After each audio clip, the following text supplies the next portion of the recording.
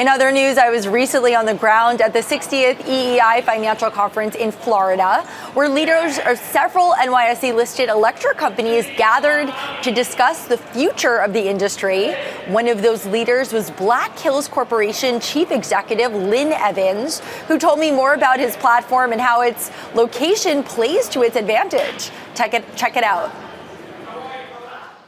Black Hills Corporation's been around since 1883. We started with the gold rush in Deadwood, South Dakota. Today, we are an electric and natural gas utility serving 8 different states to the Midwest. We serve from the Mississippi Valley in Arkansas to Cody, Wyoming near Yellowstone National Park. We serve 1.35 million customers.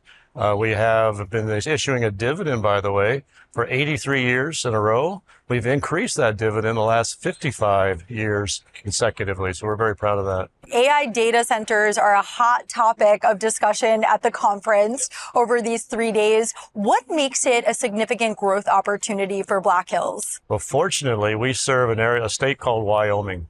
Wyoming is a very energy-rich state, and so looking for ways of using that energy inside their boundaries. So the state of Wyoming's done a really nice job putting legislation in place, tax policies in place that allow data centers to want to be located in southeast Wyoming, Cheyenne, that we serve.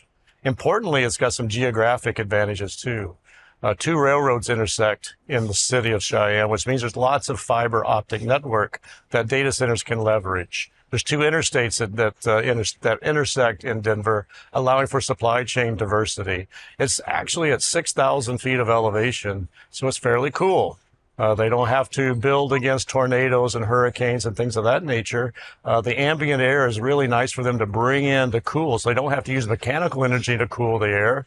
They simply filter the air. So it's just a great place for us to serve data centers. And we have a tariff, a very unique tariff in place that gives us lots of flexibility how we serve those data centers so that we can serve them the way they'd like to be served and do it rapidly and do it very efficiently.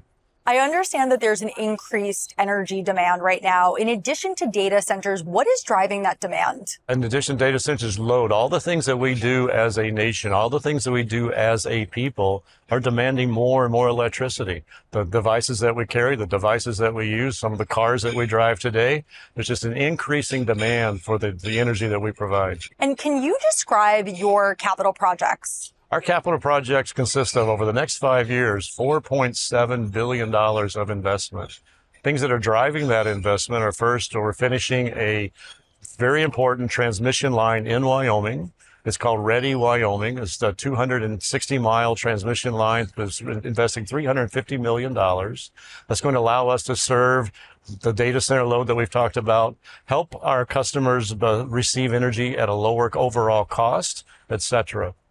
Another important project for us is what we call our Lang 2 generation project. We're constructing 99 megawatts of generation in Rapid City, South Dakota. We've broken ground on that, plan to have that completed by the middle of next year. In August, you announced a proposed merger with Northwestern Energy. Can you tell us more about that? It's a great opportunity for us. We've been talking to Northwestern for the last couple of decades. We see it as very positive. We serve 8 different states of the Midwest. They happen to serve 3 states where we overlap in South Dakota, Nebraska, and Montana. So it's very complementary. We already serve those states as well.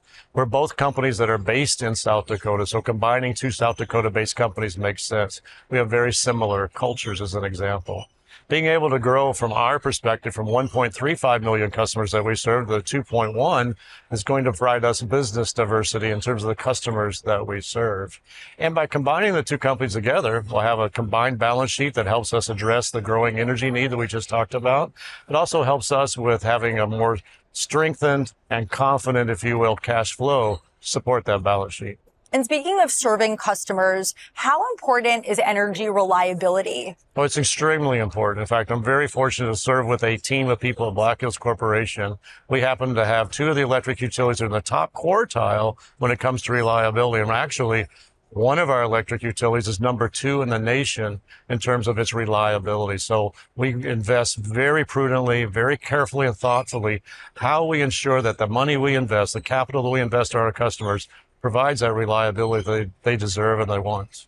What's next for Black Hills Corporation? What's next for us is we're continuing to focus on our growth strategy. I mentioned the data centers early in the interview. That's a very important focus for us. And also doing the blocking and tackling of serving customers safely and reliably and especially cost effectively. And then we're looking forward to this merger with Northwestern Energy we also talked about. Thanks, Black Hills Corporation CEO and President Lynn Evans, for that interview.